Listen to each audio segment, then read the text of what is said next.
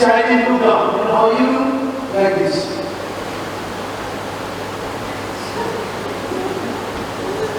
What is this? This is a yoga.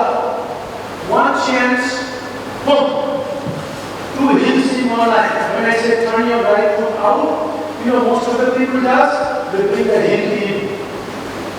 I demonstrated before, right? No. From here, two heels in one line. From here, you turn like this way. Exactly parallel. And you have to sit like this way. Sit like this. When I say touch the toes, because your hips hurt, everybody does like this. Is it triangle? No. 5 angle. So from here, you sit like this.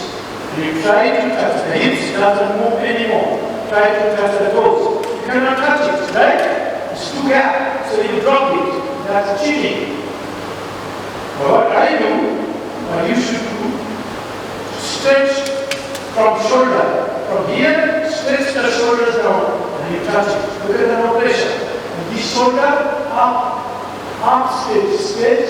Look at that, you touch it, straight, straight, straight, straight. Look at the gap, big gap here.